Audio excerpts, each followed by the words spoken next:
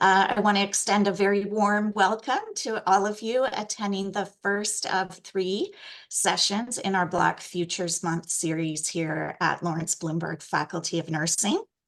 My name is Robin Stremler, and I'm honored to serve as the acting dean of the Faculty of Nursing, and it's my absolute pleasure to join you all today for today's event.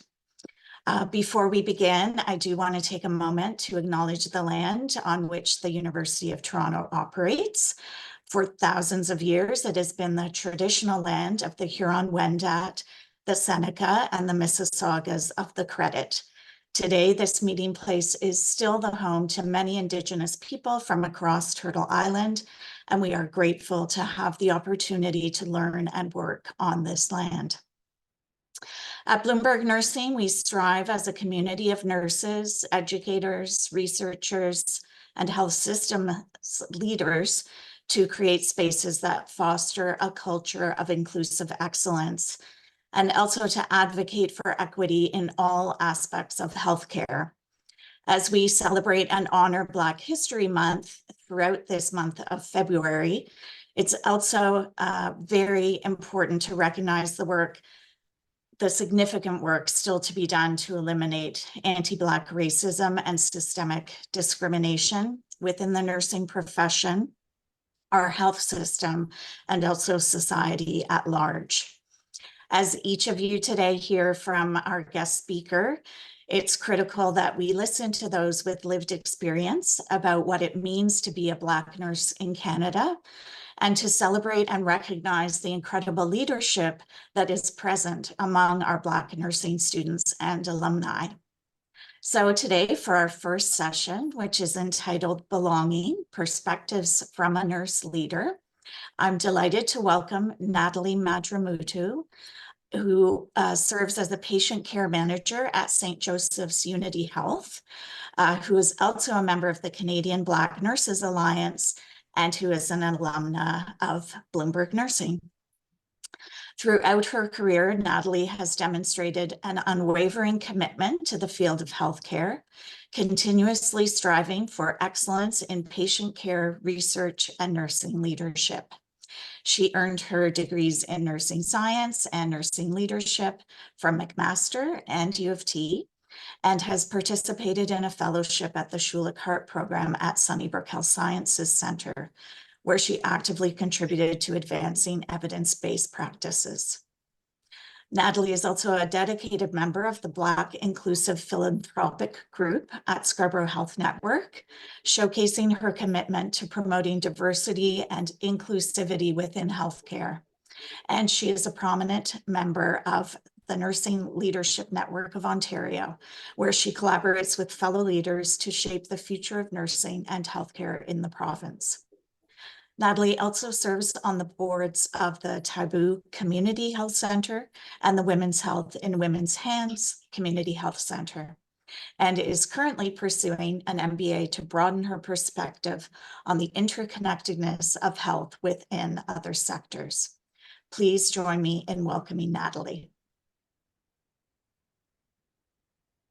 Good afternoon, everyone. Thank you so much for that introduction, Dean Stremler. Welcome, everyone, and thank you so much for joining me today during this lunch hour for what I hope will be a meaningful and organic conversation about belonging through the lens of a nurse leader who identifies as being Black or African descent. Your presence here speaks volumes about your interest and commitment to fostering a culture of inclusivity and understanding within our community. As we navigate the complexities of healthcare, it's crucial that we create spaces where everyone feels seen and heard and valued. Today's discussion is an opportunity for us to explore the dimensions of belonging and how, as leaders, colleagues, teachers, and learners, we can contribute to a more supportive and empathetic environment for all.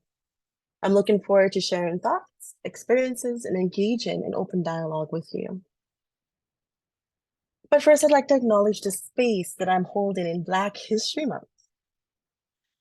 As we celebrate Black History Month, I want to take a moment to honor the legacy and profound impact of Black nurses who have paved the way for many, including myself, to thrive in both clinical and leadership roles within healthcare.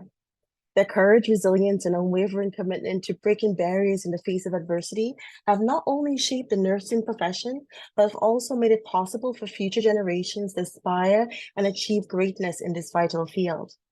These trailblazers, through their dedication and excellence, have laid the foundation that allows us to stand tall and continue the work of advancing health equity and providing compassionate care to all communities.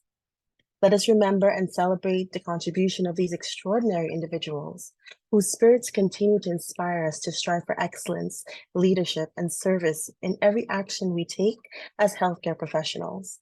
Their legacy is a beacon of light that guides us towards a more inclusive and equitable future in healthcare. So, storytelling within the African diaspora serves as a vital link to the past, using rich oral traditions of Africa to share the diverse experiences, struggles, and triumphs of its people. This age-old practice preserves cultural heritage and fosters a sense of identity and belonging, connecting generations across continents. It's more than just sharing stories. It's a way to keep the vibrant spirit and rich history of the African diaspora alive, highlighting its significant contribution to the world's cultural mosaic. So I will tell you my origin story. In the warm embrace of a tiny family home nestled in the outskirts of Georgetown, Guyana, my story begins. My grandparents, at the heart of this bustling household, had 11 children. Yet, in this lively mosaic of lives, there was room for just one more, me. Yet, in this, I just wasn't a grandchild. In the eyes of my grandparents and their children, I was the unofficial 12th child, a cherished addition to this already large family. It was there, amidst the daily adventures and the simple yet profound moments of connection, that I learned the true essence of belonging. I remember the long walks on the seawall with my grandpa, a man of few words, but with deep wisdom. He would talk about the importance of knowing where you came from. He loved his homeland, and he was a simple man, an electrician at a wharf. And albeit he strived to be the best electrician there is. Later in life, he was a security guard and he was a crossing guard, and you should hear my grandpa talk. He was the best at any of that. And to tell you the truth, I'm very much like him. I carry his profound sense of joy in what I do, having grounded myself in his love for me. My grandma, with a sparkle in her eyes reserved just for me, would share tales of her youth, a strong-willed woman who defied odds. My mother was a determined woman, raising me alone, having the feat of instilling in me worth. Together, they helped me blossom into a rambunctious, self-assured young girl who understood her worth and dared to dream bigger. I am the work of many, and I am my grandmother's dream. I know belonging. Pardon me, I'm always so teary. Ah, to me, belonging is a feeling of warmth that comes from being embraced for who I am, with all my experiences, my heritage, and my aspirations. It's a security I feel when I know that I'm not just included, but valued from my unique perspective. In healthcare, the sense of belonging isn't just a nice to have, it's essential. But where does belonging live? It lives in the interconnected space between equity, diversity, and inclusion. This prime real estate is the height of productivity. It leads to greater job satisfaction, higher retention rates, and crucially, better outcomes for patients. When we belong, we are more engaged, more empathetic, and more committed to the welfare of those we serve. It creates a circle of care that extends beyond the individual to encompass the entire community. And this extends all the way to leadership. But finding belonging hasn't been easy.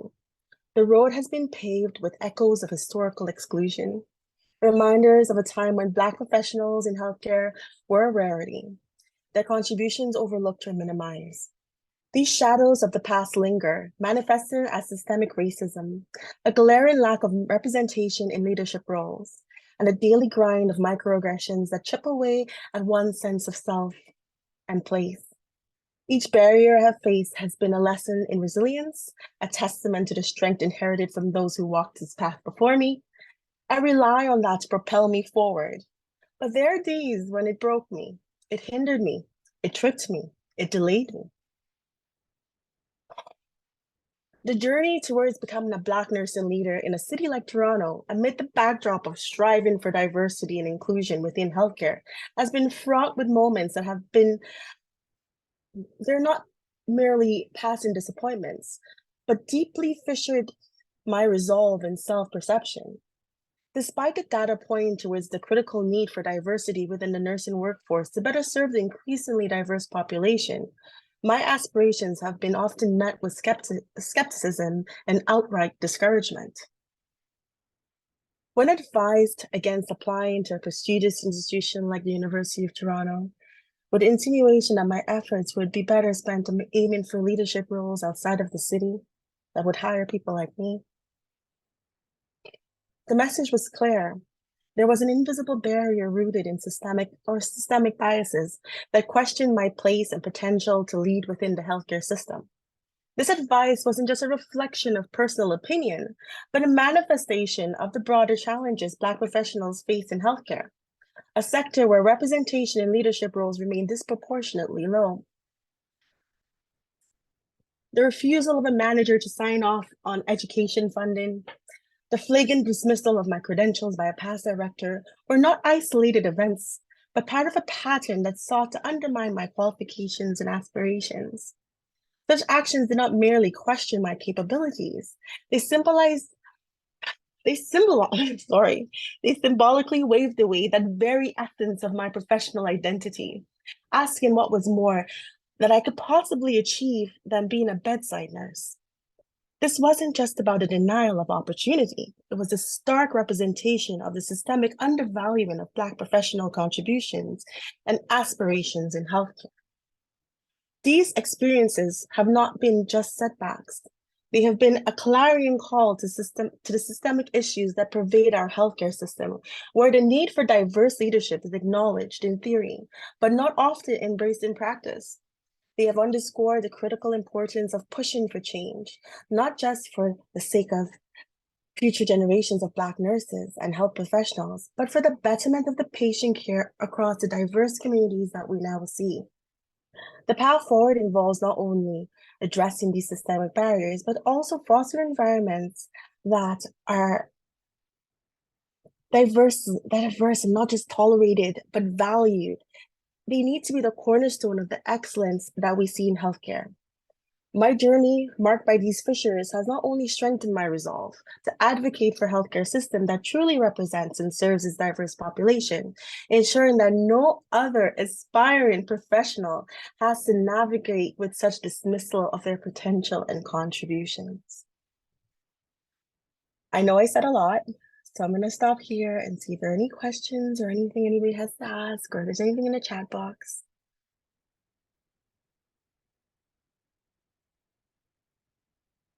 Okay.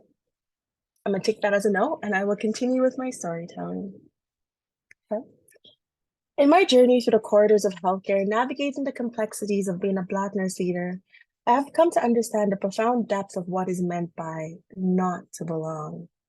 It's become a quest. The quest for belonging wasn't just about finding my place. It's about creating spaces where others like me could be seen, be felt, valued, and understood. Belonging, I've learned, was the foundation upon which we build our identities, our careers, and our ability to care deeply for others. It's about feeling secure and supported, knowing that you're an integral part of a community that accepts you wholly and celebrates your identity. Amidst the challenges and systemic barriers faced by Black professionals like myself in healthcare, the role of mentorship emerges as a beacon of hope and transformation. Mentorship within these communities isn't just about career advancement. It's a profound mechanism for fostering inclusion, building resilience, and bridging the gap between aspiration and reality for many aspiring Black nurses and healthcare leaders. The power of mentorship lies in its ability to offer guidance and support and validation to those navigating the complexities of the healthcare system that often feels unwelcoming and, what I've experienced, quite hostile. For Black professionals and our nursing professionals and students, having mentors who share similar backgrounds and have navigated challenges provide invaluable insights and encouragement. These mentors not only act as role models, but as advocates, opening doors to opportunities that might otherwise remain closed and offering strategies to overcome systemic obstacles. But here's the truth about my personal mentorship story. I initially sought guidance and support from individuals who I believed might identify with my struggles and aspirations, hoping for a sense of connection and understanding. Unfortunately, this quest was often met with silence, ghosting, unresponded emails, and a disheartening absence of acknowledgement that left me feeling heartbroken and isolated. Just when I was grappling with the most depleted version of myself, doubting my place and potential in healthcare, I crossed paths with Dr. Joy Richards. He didn't just take my call. He listened intently and scheduled a meeting that became that turning point for me. Dr. Richards' genuine interest and responsiveness breathed new life into my aspiration and self-belief. I am eternally indebted to her compassion and support. This journey of mentorship didn't just end there. Mary Kovacevic and Dr. Elizabeth Jensen, whom I have met by just happenstance, and whom I name because they have infused their generations of knowledge and sensibility into my present understanding, continue to hold my hands well into their retirement, despite having no obligation to do so. They offered me sound, grounding advice and unwavering support that has been instrumental in my professional and personal growth. Their mentorship has been a big beacon of hope and demonstrating the profound impact that compassionate, dedicated mentors have on an individual's life. Their belief in me, at times when I found it hard to believe in myself, has been a gift for which I will always be grateful. However, I will stress that mentorship within the Black nursing leadership community is a must. The importance of mentorship is underscored by its impact on retention and satisfaction within the nursing profession. Studies have shown that mentorship programs can significantly improve job satisfaction, reduce turnover, and increase a sense of belonging among minority nursing staff. This in turn contributes to a more diverse and culturally competent healthcare workforce, capable of providing care that reflects the diverse needs of the communities they serve. Moreover, mentorship plays a crucial role in preparing the next generation of leaders in healthcare.